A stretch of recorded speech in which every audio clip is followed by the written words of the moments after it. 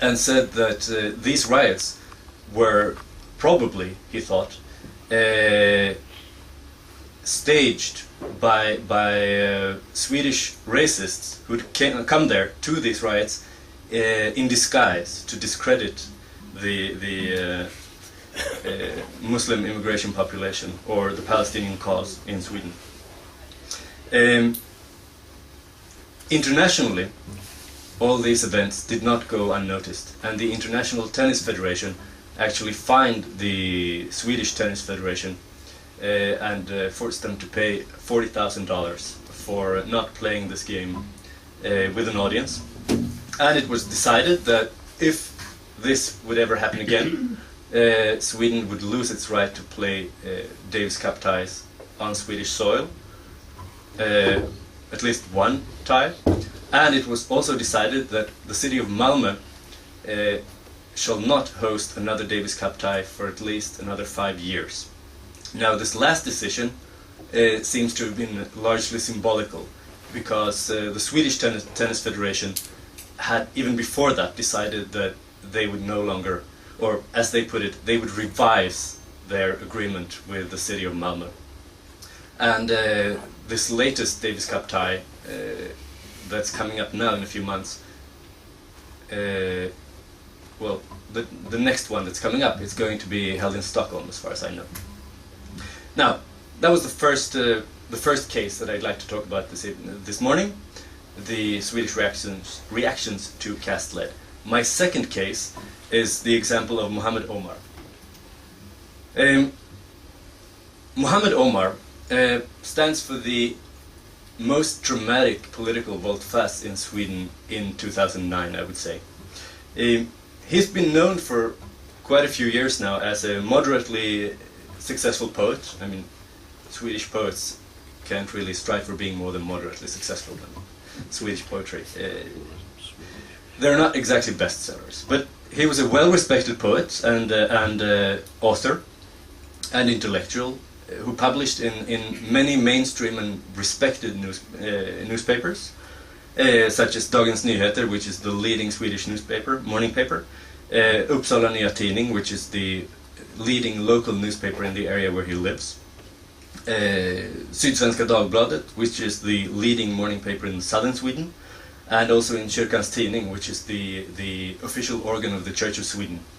He's also participated on Swedish public radio, and generally on debates touching on Islam in Sweden and Muslims in Europe and so forth. And he's made a name for himself over the last few years of preaching a message of coexistence and tolerance and the importance of finding a way for Muslims and non-Muslims to live together, and maybe shaping a Swedish form of Islam or Euro-Islam that would be in sync with Swedish and European societies. Now, against this background, it was very surprising that he published an article in Expressen, one of the leading Swedish evening papers, on January 9th, coming out as an Islamist, saying that, basically blaming Israel for this decision, saying that after Israel's warfare in Gaza, he has decided to become an Islamist. And he expressed support for Hamas and Hezbollah and also the Islamic Republic of Iran in this article. Now, against the backdrop of some other views that he expressed afterwards, I personally find it difficult to believe that it's actually Israel that caused him to become an Islamist. But let's leave that aside at the moment, at least. Later, in later publications, he's claimed that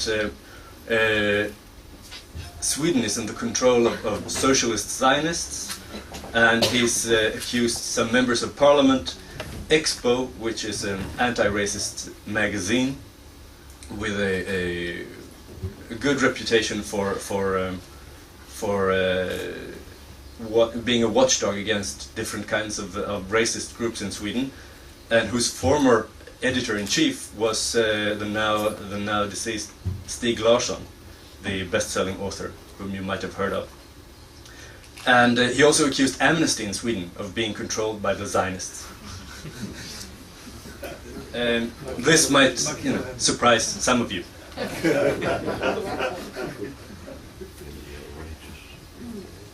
He also claimed that mass immigration to Sweden, which it has, in his view, taken place in the last 30 years or so, is in fact a Jewish plot out to hurt Sweden and designed to make money for the Jews.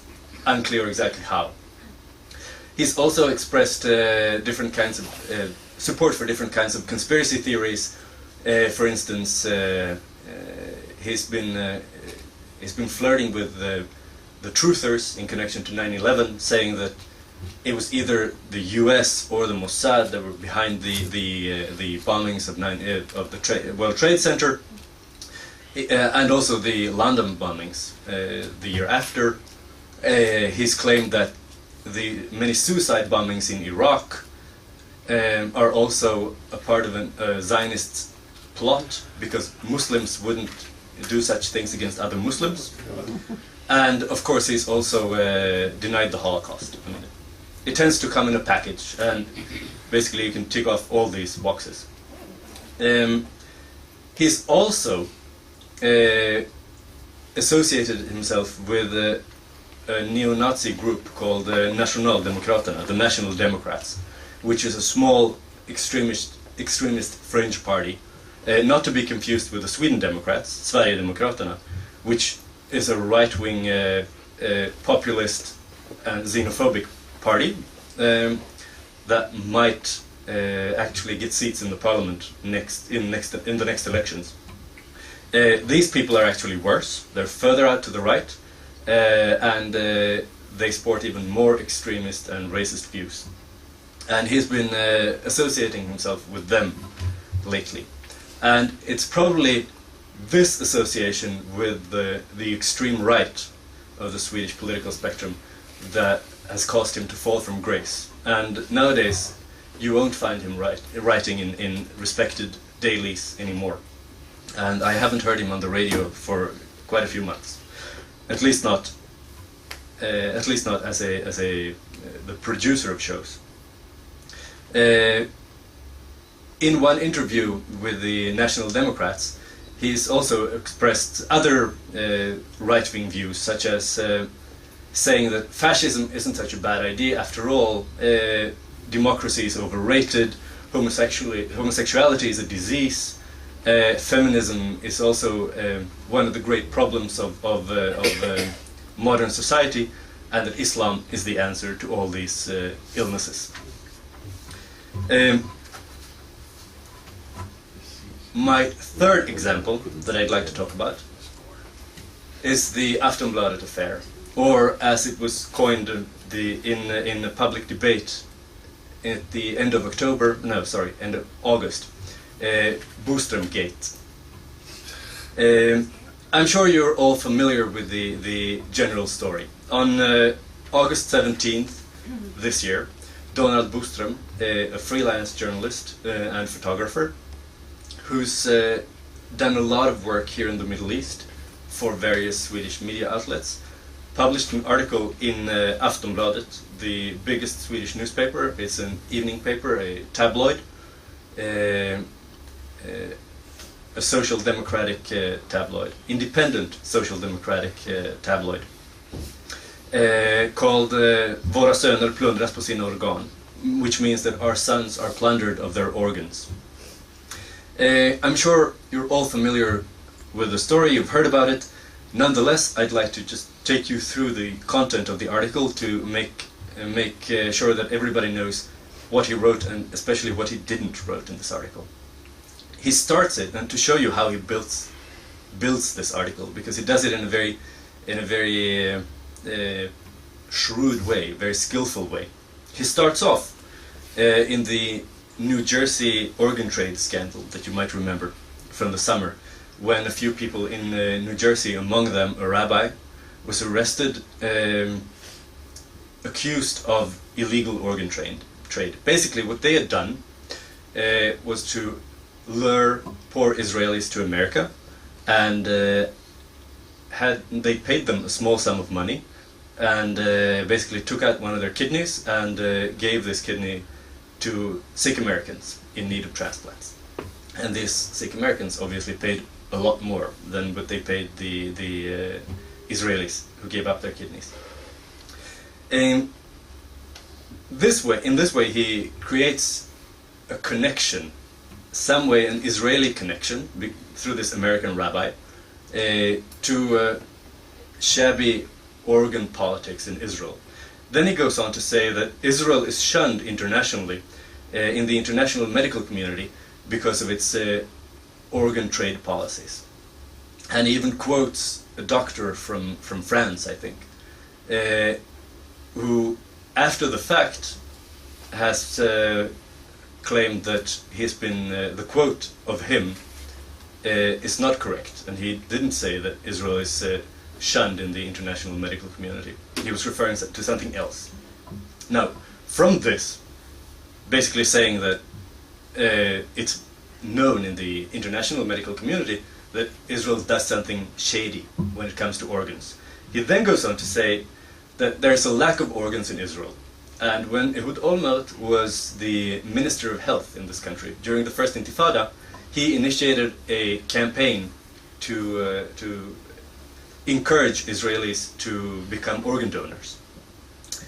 And then he takes it one step further, saying that at the same time as this campaign was launched by the Ministry of Health, young Palestinian men started to disappear in the West Bank. These young Palestinian men were shot, taken away from their families, and returned a few days later for burial, and they had been gone through autopsies. And then he says, there are rumors that there is a collusion between the medical establishment in the State of Israel and the IDF, where the medical establishment basically puts in orders for organs, and then the IDF kills young Palestinians and harvests their organs and give them to different hospitals in Israel for transplants. And he quotes the family of one Palestinian that was killed during the first Intifada, who he claims says that they suspect that the organs of their son have been used for transplants. So he creates a chain of unrelated events. He connects them, and in the end, he doesn't say that they are connected. He says that there are rumors that these events are connected. Now, the reactions to this article were harsh and quick in coming. Even already the day after, there were op-ed condemnations in Svenska Dagbladet, which is the leading conservative morning paper in Sweden, and also in Sydsvenska Dagbladet, which I already said was the leading morning paper in southern Sweden, liberal morning paper. Sydsvenska Dagbladet had a condemnation under the headline Anti-Semitic, which is a play on words on the name Aftonbladet, basically saying that instead of Aftonbladet means the evening paper, and Anti-Semitic would then mean the anti-Semite paper. Both these papers, both Sydsvenskan and Svenskan, were highly critical and called it a modern blood libel, and said that it was a disgrace that Aftonbladet would choose to carry on this kind of hearsay, malicious hearsay. Niklas Ekdahl, who is the former political editor of Dagens Nyheter and of Expressen, the two leading liberal papers in Sweden, said that in an article on Newsmill, this website that I talked about earlier, he said that this article shows nothing, it proves nothing, except Boström's own agenda to demonize Israel. Gunnar Hökmark, who is a member of the European Parliament for the Conservative Party, and also a senior member of the Conservative Party. He is not just any member. He is closely linked to the former non-socialist government in Sweden under Carl Bildt.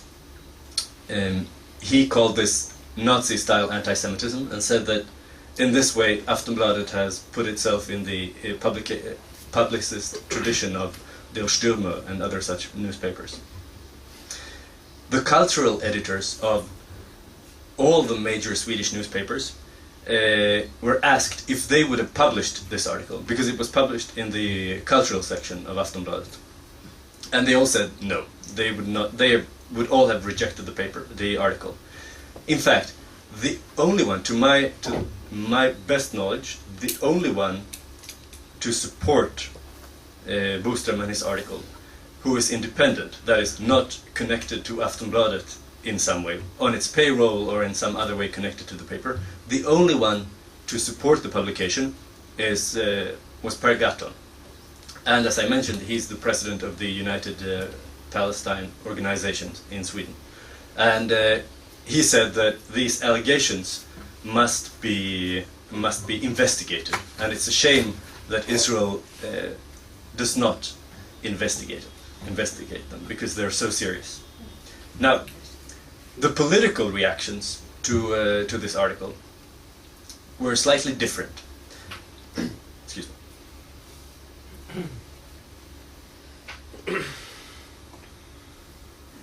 The embassy here in Israel, in Tel Aviv, reacted quickly, partly because of pressure from the Israeli press, the Israeli media. And the ambassador, Bostom Affair, put out a statement on the embassy's homepage, distancing herself and the embassy from this publication and saying that this is a horrid thing. Now, she was later forced to remove this statement from the embassy homepage after having clarified that this was her own view and it did not reflect any kind of information that she'd received from the Foreign Office in Stockholm. This was something that she'd done on her own accord. The Swedish government chose not to react, said that they couldn't really comment. Their hands were tied. The constitution does not allow them to criticize the media. As Manfred already mentioned, they did feel free to criticize other articles published later. So the whole legal argument you could cast doubt on it, but I'm not going to go into that. It was, however, generally accepted in Sweden, and the spokesperson on foreign policy issues of the Social Democratic Party, Urban Ahlin, as well as the leader of the Left Party, Lars Ohly, both called for the government to bring Ambassador Bostom Affair back to Stockholm to teach her a lesson in basic Swedish freedom of speech, as they put it. Because obviously she didn't know what people can and cannot say. Now, the thing that really changed the mood in Swedish public opinion, however, was the Israeli official reaction. The Israeli government reacted very harshly to this article. Some ministers even calling for demanding of their Swedish counterpart that they denounce it, which of course did not go over well in Sweden. And the debate turned from having an isolated newspaper and its editor-in-chief, Jan Helin, having to more and more desperately, defend an unwise publication of an anti-Semitic article.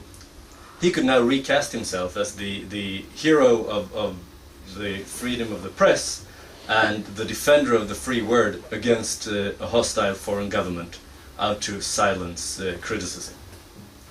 And the whole debate swayed from a debate on ethics and professionalism within the journalistic corps to a debate on law and what is legal to write. And of course, as I said when we went through the article, Bostom actually didn't write anything that's illegal. He only gave facts, and then at the end he connected them by saying that he'd heard rumors that claimed so and so and so. And all of this is perfectly legal. However, it's not very elegant. It's not very ethical to do. However, because of the Israeli reactions, the debate turned from what you should write to what you can write. And this whole point of professionalism and ethics in journalism disappeared, basically. Jan Helin was no doubt very relieved by this, and at a public debate on the whole affair on August 28th this year, he actually said that Foreign Minister Lieberman was his best friend in this whole affair, because he was the only one who really gave him some kind of useful support. I'm actually going to conclude by a short analysis of these three cases. What can we learn from them? First of all, it's clear that Israel remains rather unpopular in the Swedish public discourse, or at least in the media. However, it is not alone. It doesn't stand alone. You can't say that Sweden is against Israel, because there are voices that express support for Israel, or at least support for Israel's difficult position. You see this in the liberal and the conservative press, and you also see this from members of parliament and other politicians, especially from the Liberal Party and the Conservative Party and the Christian Democratic Party. But not only. Secondly, we see from the anti-Israeli bias in the Swedish press, it's very hard to make the connection between anti-Israeli bias and anti-Semitism. Poirier Martinson, in his analysis that I talked about earlier, says that it's clear that the Swedish press during Operation Cast Lead was anti-Israel. However, he doesn't find any traces of anti-Semitism in their reporting. This is, I mean, it's good. We should all be happy about that. However, there is a problem because the media isn't alone here. And on the streets, the connection is made between Israel and the Jews. As I said before in the very beginning of my talk, the number of anti-Semitic events do go up during events like Cast Lead.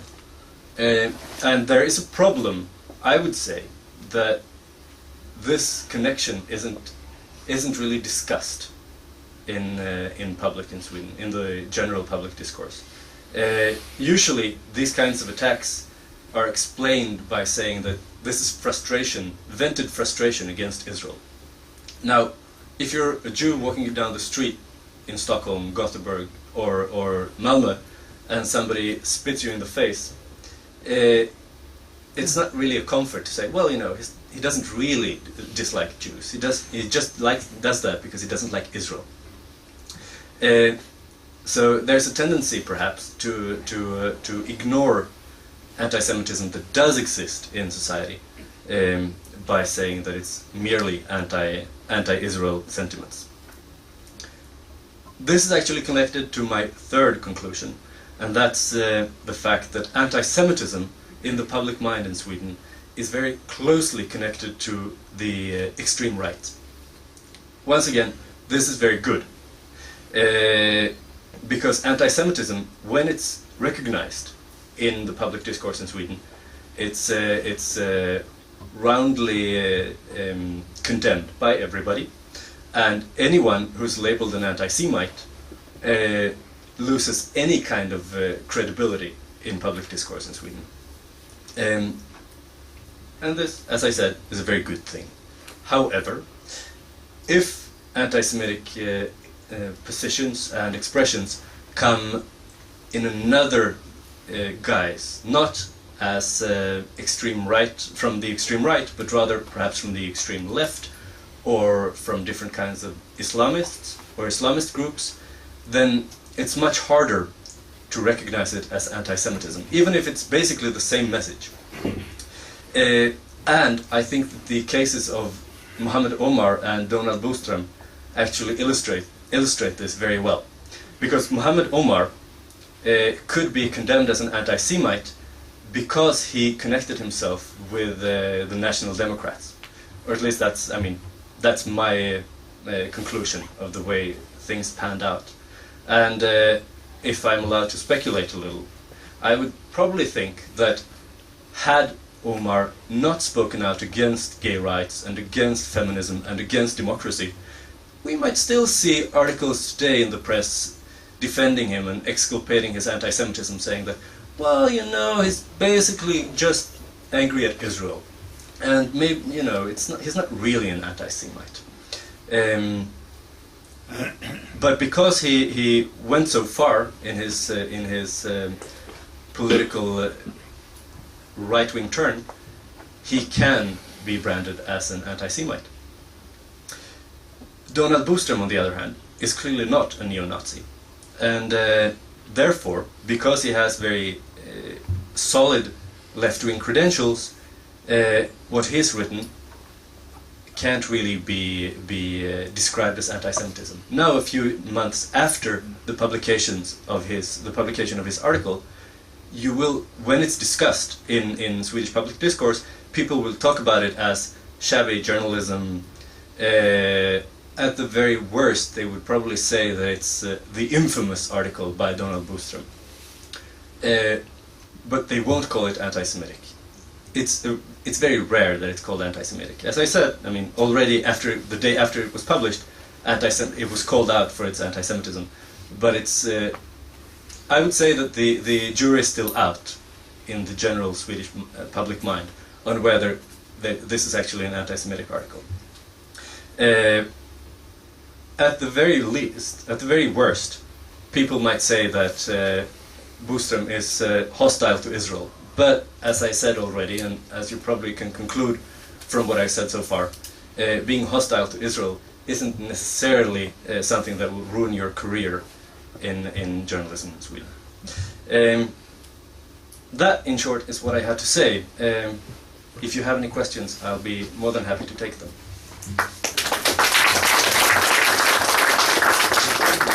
Okay. Look, I cannot go. Just a sec. Look, I have, please keep your hands up. I have so far Dr. Gustavo Beretti, Judge Bach, Ambassador Marzel, Rabbi Dr. Edward Rettich, Arthur Arnheim, Dr. Shalom Friedman, Dr. Ephraim Zorov. Look, we're going fast. Ephraim Zorov is the last one. I have Dr. Ephraim Zorov. Okay, we have two more places. We do it as usual, rounds of 3. So, first one, Dr. Gustavo Beretti, Judge Bach, Ambassador Martin. Gustavo. Thank you very much. I loved your presentation, but I have some reservation about your conclusions. Okay. About the presentation, I would say that the only word I didn't like is one word, which was because. When you mentioned the whole affair of the Aftonbladet, then you say that the discussion changed into law and ethics and whatever because of the Israeli reaction. I would say it was after the Israeli reaction, but it had nothing to do with it. I mean, it's a very, very natural reaction afterwards to try to shake your own guilt and say, well, we are not talking about what I did, we're talking about something else. And they take advantage of what the Israeli government did. They would have taken advantage of anything else. But it sounds with that because that it's always Israel to blame even for the change of the discussion in Sweden. About the conclusions, there my reservation is much stronger. Because what you imply is that to hate Israel is not to be Judophobic, excuse me for the word Judophobic instead of anti-Semitic. If you want to wipe off one country out of the 1,200 countries in the world, and only one, which is the Jewish country, and you hate Israel and demonize Israel and only Israel, you're a Judeophobic or you're an anti-Semitic, you don't have to spit on a Jew. You even said, well, they spit on my face when I walk in the streets of Malmo. It's not a comfort to say that it's just because he hates Israel. Except for Nazism, Judeophobia was never against every single Jew on earth. If you converted, if you emigrated, there was always a way out. Even Ahmadinejad and Chavez today, they say that they don't have anything against the Jews, they just want to destroy Israel. That is Judeophobic. So in Sweden, if in Sweden Judeophobia is admitted as perfectly acceptable, unless you come and say a very Nazi statement that you want to destroy all the Jews, it's very, very, very disconcerting and very worrying. Next one, George Bach. It's all in your neighborhood. In front, sorry. I also want to thank you very much for a most instructive lecture. Many facts were certainly not known to me at any rate, and so thanks for that. But I wanted to ask you two questions. One, how many Jews live today in Sweden, and has there been any reaction on the part of the heads of the Jewish community in Sweden to the things that the cases and disturbances that you have mentioned? And another question is, do you have any suggestion, knowing the public in Sweden and the reaction in the community there, what do you think the Israel government or other associations should do in order to counter the anti-Israeli bias, which certainly does exist apparently in Sweden nowadays? In Sweden? Well, you are trying to extract every drop of positive attitude toward Israel in Sweden. But I think that your efforts are in vain, because of my experience, I did not see, I've never seen an editorial in the Swedish press pro-Israeli, for Israel. It doesn't exist. You can find an article or a letter by someone, or someone that are being invited to write an article, but the press, all the four big papers, Dagens Nyheter, Expressen, Svenska Dagbladet, Aftonbladet, all of them are methodically writing against Israel. I have never seen in the last, since I know Sweden well, since 2002, a pro-Israeli editorial representing the press. Now you're trying also to do what is very common, to find what are the difference between to be anti-Israeli and anti-Zionist and anti-Semite. After all, I mean, you can criticize Israel, but this kind of argument is that many people, many anti-Semite people, hide themselves behind this argument. They say, no, it's only Israel, because Israel is a neo-colonialist, Israel is occupying territory. But if you blame always, every day Israel, without ever giving some understanding to our position, to our plight in this place, to our history, you are anti-Semitic. You are an anti-Semitic. You cannot deny it. Now, going to Aftonbladet. Well, he said what should have been said about it, absolutely. But I'll tell you something that maybe you have not seen, that about 10 days or 2 weeks after the article in Aftonbladet, the Democratic Swedish Party published a text. What party? The Democratic. Oh, the Swedish. Okay. The Swedish Democratic. The Sweden Democrats, yes. Right wing. Yeah. They wrote something about Islam in the site, internet site. The Muslims in Sweden received it, interpreted it as something negative to Islam. Immediately Reinfeldt himself, the Prime Minister, presented excuses. It was a few days after he said that the press is completely... Now, another thing, and this I'll end with it because I cannot speak of the day. A fellow by the name of Benjamin Birnbaum, a journalist in the New Republic, United States, studied the law of the press in Sweden. It's a very old law from the 18th century even or something. He discovered that according to this law, the government has the right to criticize the press and to limit it. But nobody knows about it because it's a very old law and it's difficult to get access to it. No, it was. So, that kind of limitation was used during the war, for instance. Yeah, so that quite another limitation. So I think when one speaks now about Sweden, one has to admit that not all the country, not 100% of the Swedes are anti-Semitic, but many of them are, and according to the study done in 2005, right, about 41% of the Swedes admitted to be anti-Semitic. Yes, these are the numbers, and it was done by Bachner, right? Yes. And someone, I don't remember, Bachner is considered the most important. Yes, Bachner is considered the most important expert about anti-Semitism in Sweden. So, I mean, we have got a problem with Sweden. You're trying to take some positive. Okay, I agree with you, but we should face the problem. We should face the problem, absolutely. Okay. There are a lot of things here. I'll try to be brief. First of all, the study by Ring and Bachner, it concluded that 5% of the Swedish population are consistently anti-Semitic. No, and very strongly anti-Semitic. 25% hold ambivalent positions. Okay, various degrees, but 41 together. No. Within the 25, the 5%. Yes. 41 were against the Jews as prime minister. Okay, that's one of the questions. Various degrees of.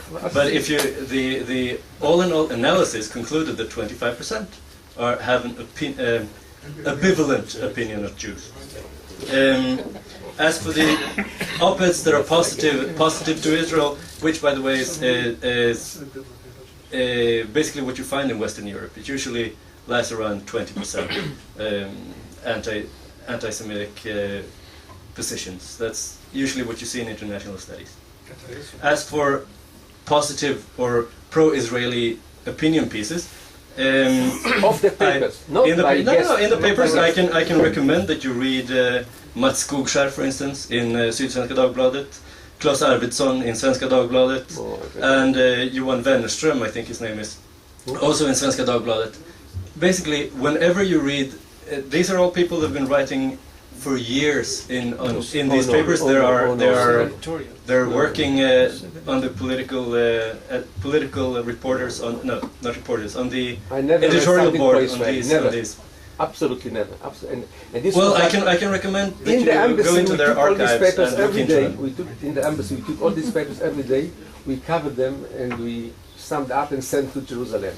And I never found a official position of a paper to be pro-Israeli. An editorial as opposed to an editorial. No, these are people who write for these papers every day. They work for these papers, and they express very pro-Israeli positions. I don't know who's called pro-Israeli. Yes, that's the whole thing. Supporting Israeli actions and positions, and expressing support for Israel. I would say that that's pro-Israeli.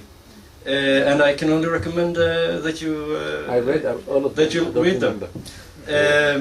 As for anti-Semitism being anti-Zionism, now it depends on how you define anti-Zionism.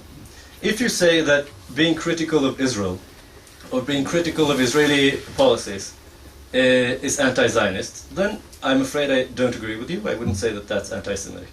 However, what you said was something completely, it's a very different definition of anti-Zionism. You said that wanting to destroy the Jewish state. Now, that's a position that you don't see in the Swedish press. In the main Swedish press, nobody says the state of Israel should disappear. And that's why I say, I mean, if people write that, I would say that, yes, that's anti-Semitic. I agree with you. They imply, they don't say it. I mean, this one who wrote the Aftonbladet didn't say it either. But if you have a country that trades with bodies, I mean, it's a racist, and it's a... That, as I said, that was an anti-Semitic article. I have no argument with you on that point. However, you don't see, for instance, people talking about the destruction of the state of Israel in the Swedish mainstream media. Luckily enough, but there are lots of people do, but you don't see it anywhere. Look, except amongst the lunatics. you can right, exactly. I agree with you. Even in the Arab press, they don't write every day about the destruction, but every second day they write. You see, I mean, I don't know what Swedish papers you write. My opinion of my impression of them is slightly different.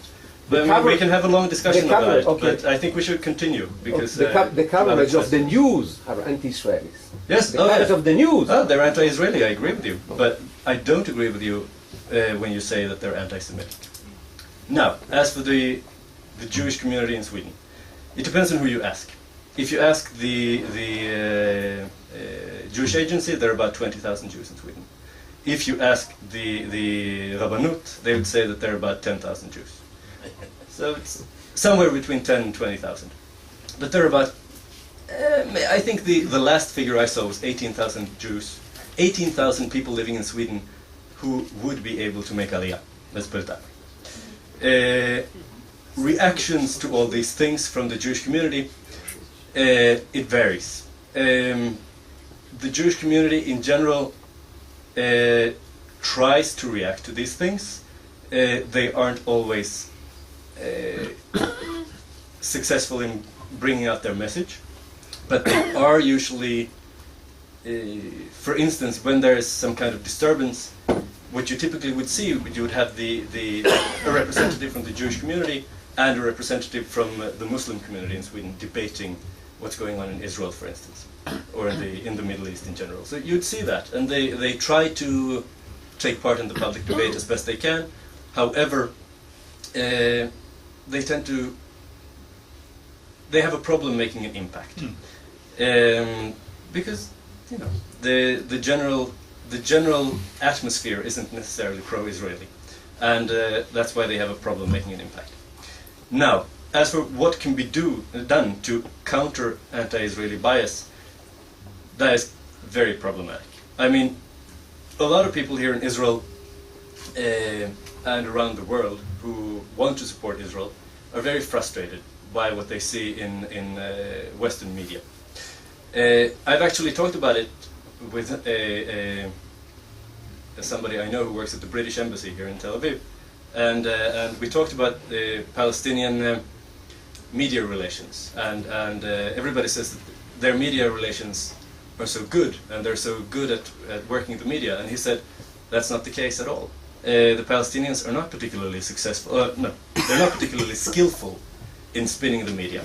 However, the media is very willing to listen to their message, and that's the problem. It's not that Israeli PR people are so bad, it's just that they're facing hostility to begin with. So it's very hard to bring out your message if the one you're talking to doesn't want to listen to you. So what needs to be done is actually much harder than, I mean, if it was only a question of hiring a better spokesperson for the Foreign Office, that would be great. But unfortunately, it's harder than that. What needs to be done is work to change general attitudes towards Israel, and a change of the narrative framework in which the Middle East conflict is cast in these countries. And that is very, very hard.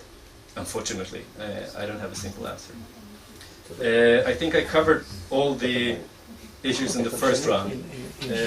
We can take more questions. I just want to say two things. The Jewish community, what's her name, Posner, on the Aftonbladet Affair, really was a very unlucky statement, saying that the Jews blew up the Aftonbladet Affair, and that's the head of the community. So that should be said. The second thing, We cannot hear you. I said that the head of the Jewish community, what's her name, Posner? Yes. Posner said that really it was, if Israel hadn't reacted, the whole affair of Aftonbladet would have disappeared, or wouldn't have made many waves, and I think that's something which should be mentioned. The second thing is, which is not known, that Andrea Levine of Camera sent a fairly substantial article on Jordanian organ trade to Aftonbladet. Massive trade of organs in the state of Jordan.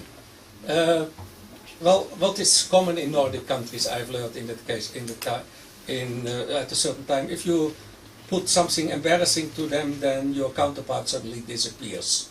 He becomes silent. She never got an answer from them. and that's perhaps worthwhile mentioning here. We have 3 more in the second round and 3 in the third round. The list is closed. Rabbi Dr. Edward Rettig, Arthur Arnhem, Dr. Sharon Friedrich. Edward, I will send you the mic.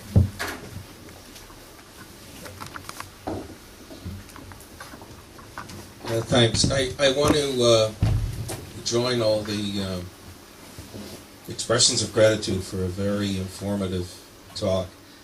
I do wonder, though, if the analysis needs to be a little bit changed semantically, and therefore its content may shift. Let me start with a small point, but maybe not so small, and move on to the larger one.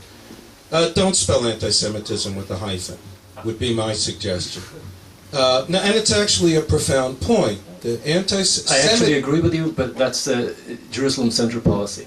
Oh, really? My hands are tied. Then I shift my critique to a different address. Please do. Okay. But I do support you on this one. Okay. I do have to say, Mori Rabbi, Professor Michael Meyer, has a 30-year correspondence with the Oxford English Dictionary on this, and he's made no progress, so I guess whoever made that decision is in good company.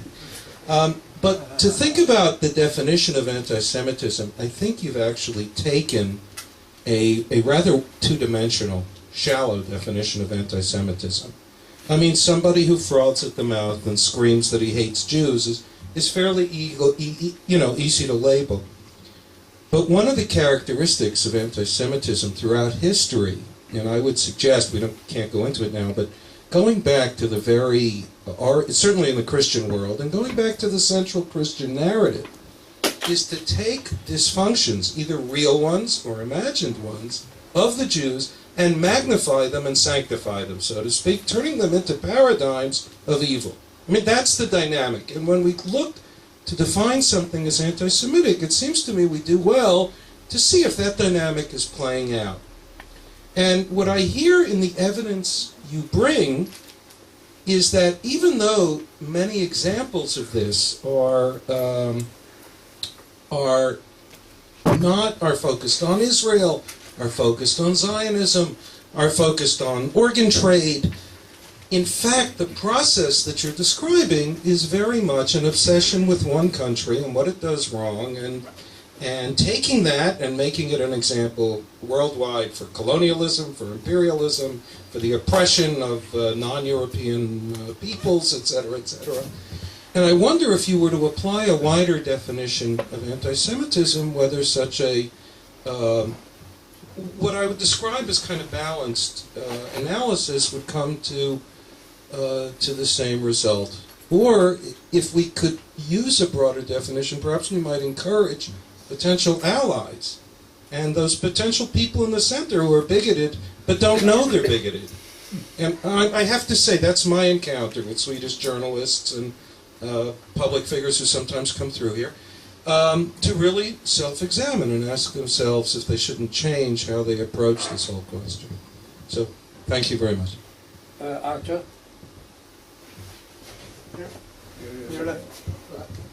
Thank you for the excellent survey. I should like to ask a question.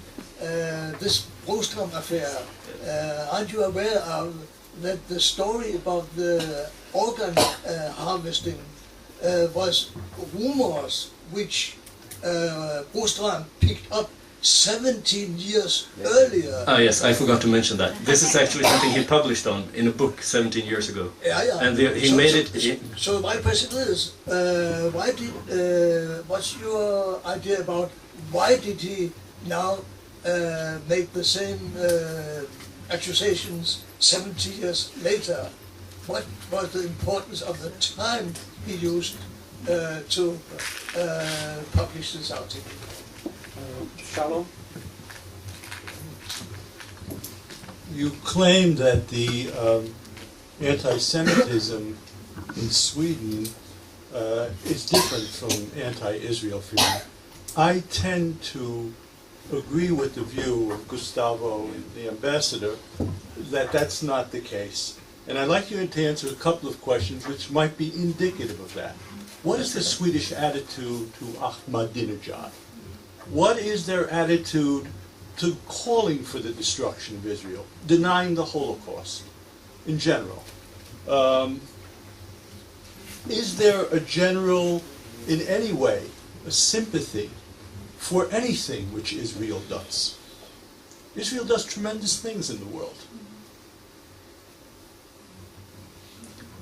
Good. Let's go over these questions. Let's say, yes, to return to the question of anti-Semitism and anti-Zionism. Well, let's take that again. Criticizing Israeli policies, in my book, that's not anti-Semitism.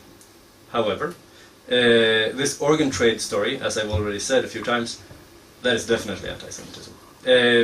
There's a gray zone in between them, with a critical debate on, or that ranges from a critical debate about the state of democracy in Israel, which I think is fair, and the existence of such a debate is fair and reasonable, and that kind of debate goes on also in this country.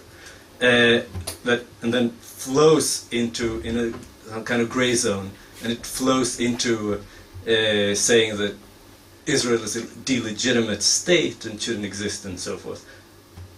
Obviously, in the later category, we fall into anti-Semitism. I agree with you on that one.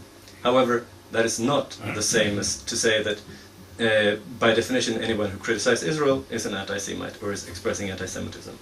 As for the Swedish attitudes to Ahmadinejad, he's not very popular in Sweden either. Now, it might surprise some of you here that he's not unpopular in Sweden only because of his policies towards Israel. In fact, his policies towards Israel aren't that important from a Swedish perspective. Ahmadinejad is unpopular in Sweden also because he's a reactionary politician that calls for the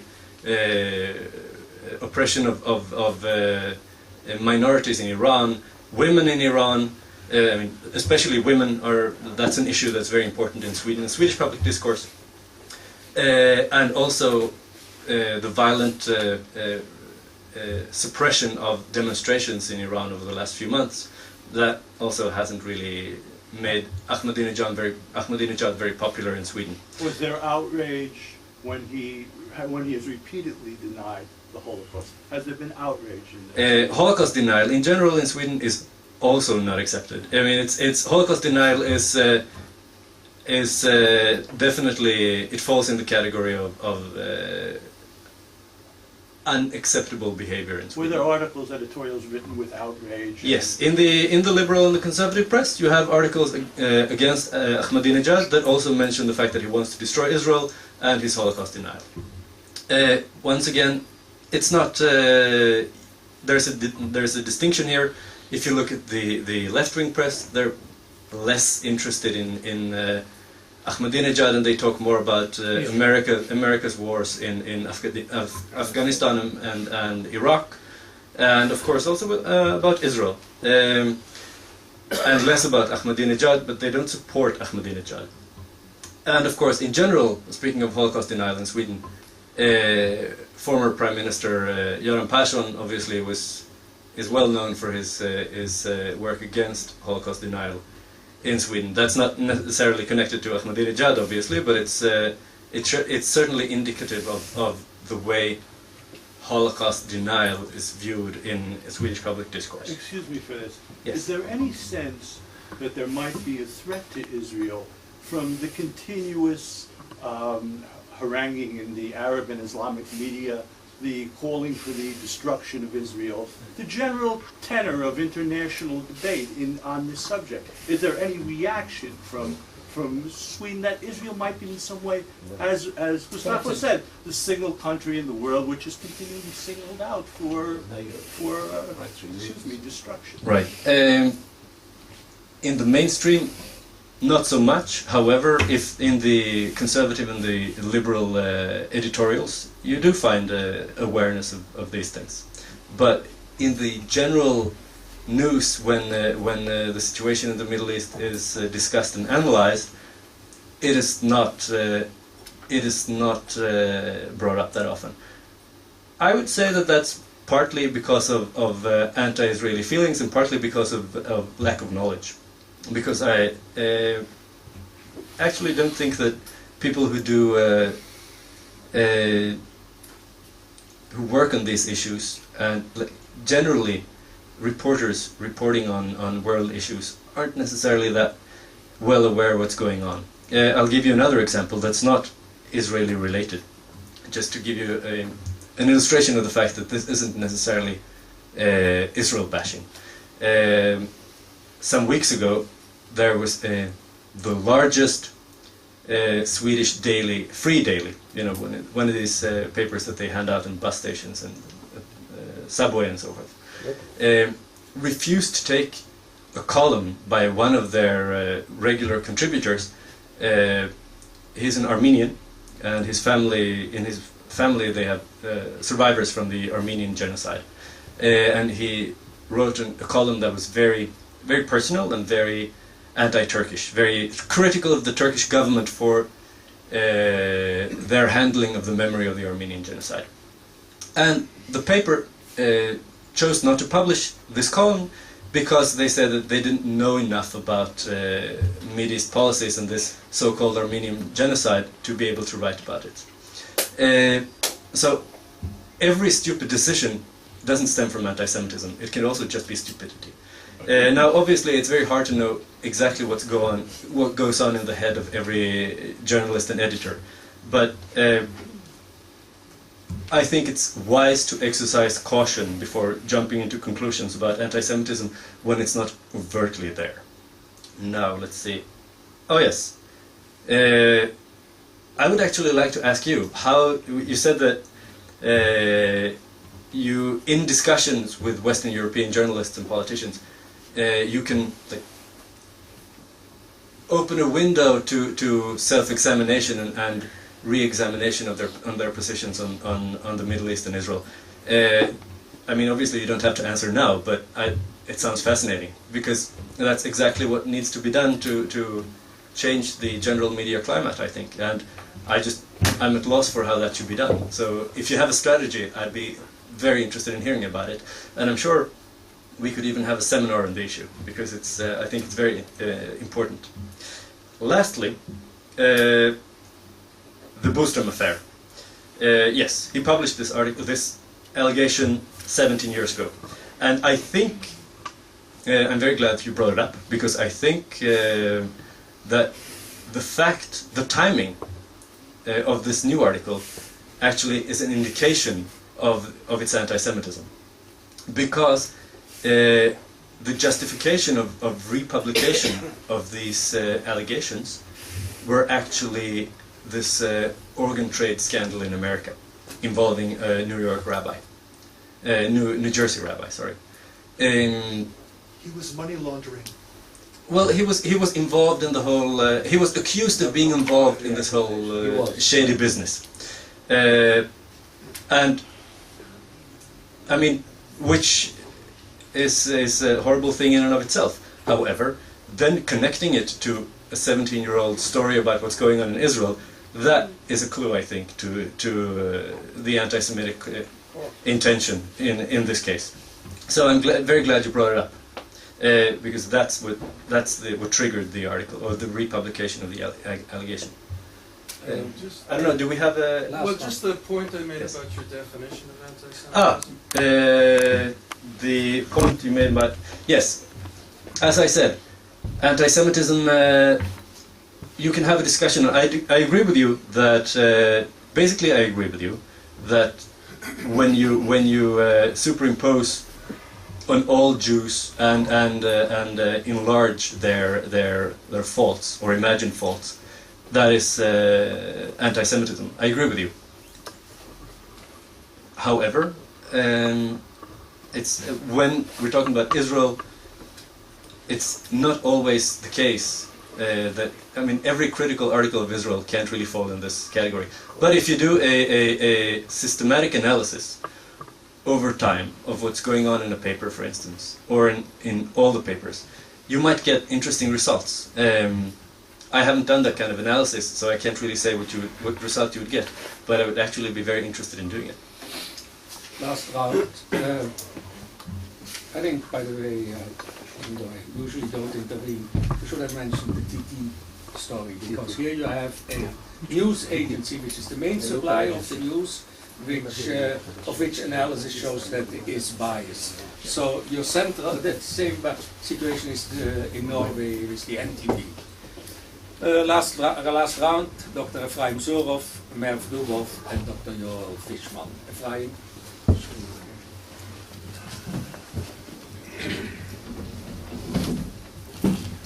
I thought the lecture was really excellent. Your command of all of the details was really superb.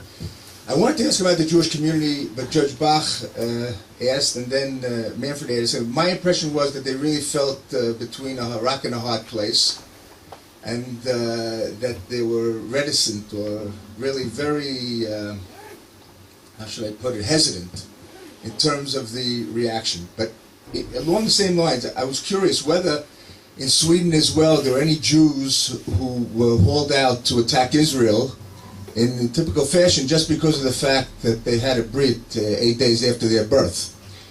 That's one question. The second question relates to something that you mentioned about Sweden's role in Holocaust education. Sweden has probably done more than any other country in terms of promoting Holocaust education over the last decade, since the famous Stockholm Conference. And I was wondering if that was ever used in a sense to defend their credentials in criticizing Israel. And the third question was, you talked about the anti-Semitism being linked to the extreme right. You didn't say anything about the anti-Semitism being linked to the Muslim communities in Sweden. Merv?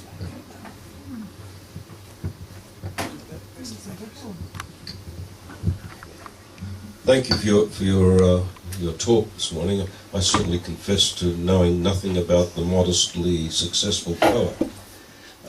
But what I wanted to ask you was that I was left wondering with the thought that maybe Sweden isn't really any different from other Western European democracies, but that there's something in the Swedish ethos that enables these things to become more mainstream or more open in Sweden.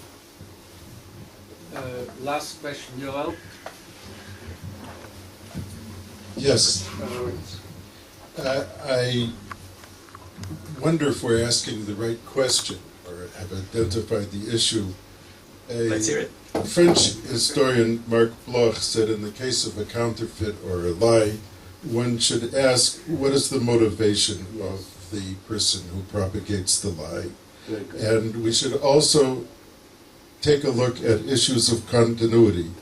Now, my friend Moshe Yagar always recommended the book of a British reporter, Roland Huntford, The New Totalitarianism, which appeared in the 1980s. And Huntford had written that in Sweden, it's more or less official, it was more or less official policy to deflect the attention of the public from problems at home by fostering anti-Americanism and opposition to the Vietnam War. And probably, I ask the question, is if whether the government might be the address, like Svi had suggested, the government's influence on the press.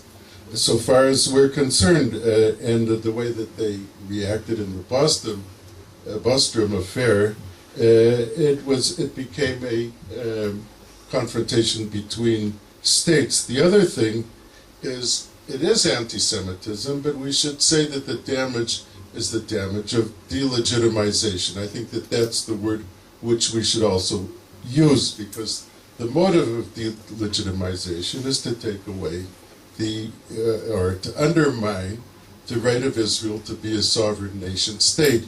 That's really what they're doing, and to ask if this one is a little bit anti-Semitic or not, or looking at statistics, that's all very interesting but not conclusive. But we can say with confidence that it is delegitimization, and probably the government is again the address to which we should be sending our making our feelings clear. I think beyond the policy of looking deflecting domestic attention to foreign issues, one has to look at Sweden's socialist past within the context of the Socialist International.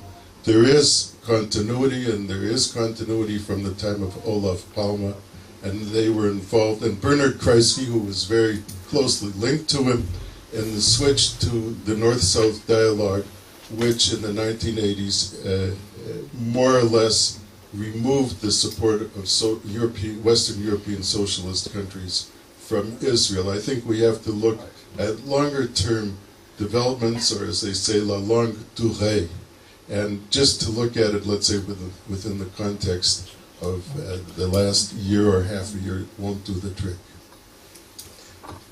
Okay, thank you all for those questions. Obviously, I agree with what you all said about looking at the long haul. Now, since I only had a limited time, I've only spoken about this this last year, but I definitely agree with you. And as we've seen all through the question and answer session, I would like to reiterate what I said at the very beginning of this presentation, and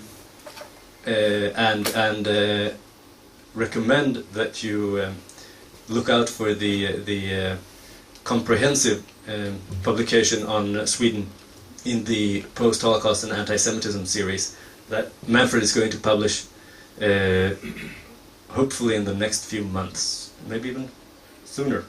There are many, these and many other issues will be dealt with there.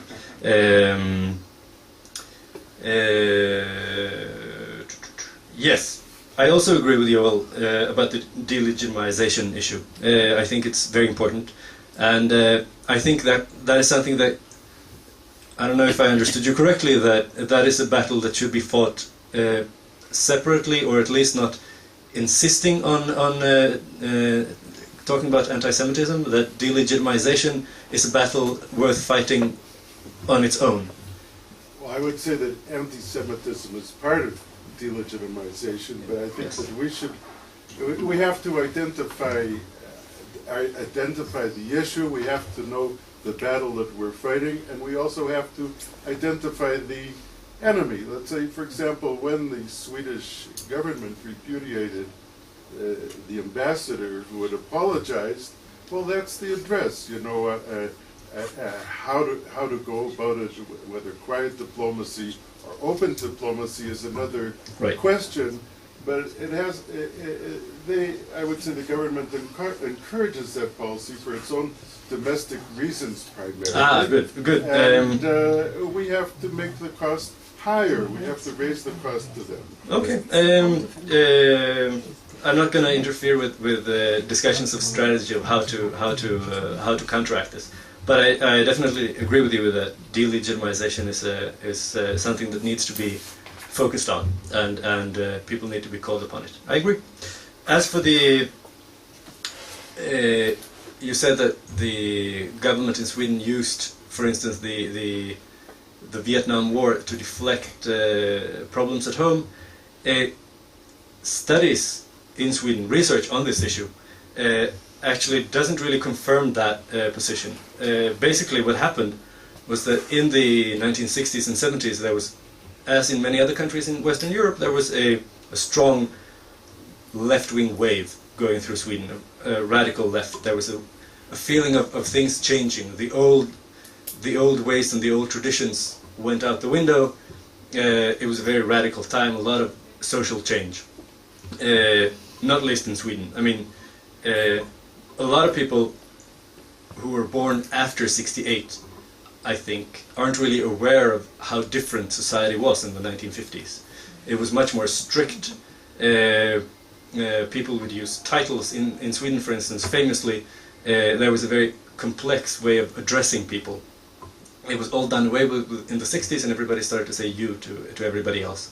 And all these kinds of radical social change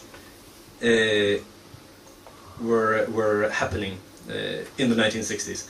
Now, people who study this issue and the Palme government and its position on Vietnam actually say that the government didn't create this anti-Vietnam movement in Sweden. It was a bottoms-up grassroots movement that the government just hanged on to in order to gain popularity and to boost its own popularity. Basically, the government tried to ride this wave of anti-Americanism in Sweden. So it's a little more complex, but I mean, obviously, the issue was used to gain and boost popularity, but the issue wasn't created by the government for that purpose. Sweden as a part of Western Europe, I think that Sweden is actually not very different from many other Western European countries. I do think perhaps that Sweden might be different in as much as the fact that not very many people speak Swedish. So for a long time Sweden has been isolated from international criticism and scrutiny of what's going on in the public discourse in Sweden. And I do feel that when these issues, when the searchlight actually falls on what's going on in Sweden, people are a little shocked. People are, I mean, they're stunned. You see this very clearly, I think, in the Bostom Affair, because when there was a lot of international attention, this in and of itself became an issue. Like, what do you want from us? Was the reaction from a lot of Swedes. Of course, this is a new experience to Swedes, as I said. That's not shared by Americans and Israelis and Brits and many other countries that are always under the searchlight. So I don't know if this is a new development in Sweden, but I do think that this is one of the things that makes Sweden different from some other Western European countries. But on the other hand, there are other Western European countries, such as the other Scandinavian countries, and maybe some Portugal and Greece, that fall in the same category. That is, Western European countries influenced by the general attitude and discourse in the West, but who are rarely scrutinized for what's going on in those countries. As for Islamist anti-Semitism, somebody asked about, I said that anti-Semitism is connected to the extreme right in Sweden. I didn't say, and if somebody got that impression, I apologize, I wasn't clear enough. I did not mean that anti-Semitism is solely connected to the extreme right in Sweden. However, I mean, it exists also in the extreme left and among Islamist circles. In these three camps it's prominent. However, in the public discourse in Sweden, it's connected to the extreme right. And people have difficulty recognizing the same, basically same anti-Semitic message if it's not produced by a Nazi or a neo-Nazi. If it's produced by an Islamist or an extreme leftist, then the chances are that it will be interpreted as something else and not anti-Semitism, usually criticism of Israel. The Stockholm Holocaust Initiative, used as an alibi to criticize Israel, to the best of my knowledge, no. I haven't seen it used as an alibi. Gladly, I hadn't even thought of that possibility, but you know, never say never. We might see it. On the other hand, what you can see is that people who are anti-Zionist or out to hurt Israel also sometimes say that there is too much focus on the Holocaust in Sweden, citing the example of the Holocaust Conference and the Forum for Living History that was established as a result of it. One of the people who have made such claims in the past is the cultural editor of Aftonbladet, Åsa Linderborg, who basically made the decision to publish Donald Bostrom's article about the fake. Not Hella Klein? No, Hella Klein. She's not in charge. She's not in charge anymore. No, she's not in charge anymore. She left the paper? Well, she's studying to become a priest. So she's on leave. I'm not She's sure. the granddaughter of Rabbi Gottenberg? Yes, yes. She's so much anti-Israeli. Yes, she is. And that brings us actually to Jews hold out to attack Israel. You find those in Sweden as well. Helle Klein is, it depends. Yes, halachically she's Jewish. Now, she doesn't identify as a Jew, I don't think. So, I don't know whether you'd count her, but there are certainly others. Tzvi's old friend Drol Feiler, for instance. He's Israeli. Yes, he's not only Jewish, he's also Israeli, exactly. Yes, a pediatrician from Gothenburg called Asher. Asher, yes. And the pediatrician. Yeah, pediatrician, yeah. And, in fact, Per Gatton, whom I've already mentioned twice today, the president of the Swedish Palestinian Association, he likes to make a point out of the fact that under the law of return he could actually move to Israel because his maternal grandmother was Jewish.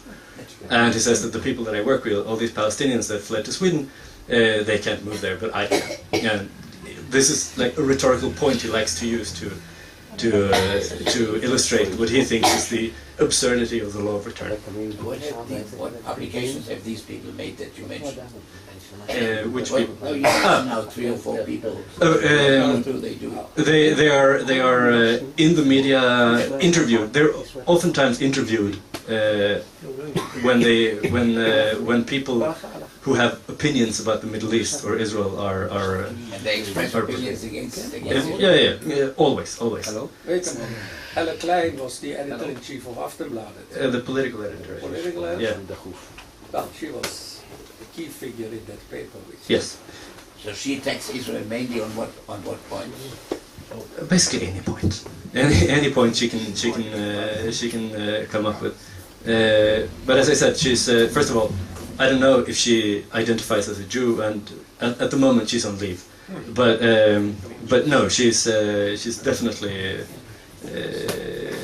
anti-Israeli, and she's used her position as a political editor in Aftonbladet to write consistently against Israel.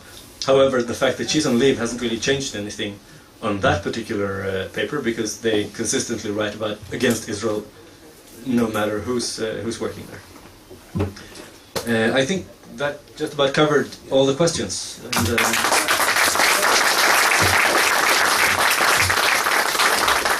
Thank you very much, Michael. Thanks all of those who participated in the lively discussion. Hope to see you here on the 21st of December at Steve Cohen and Chanukah Sameach.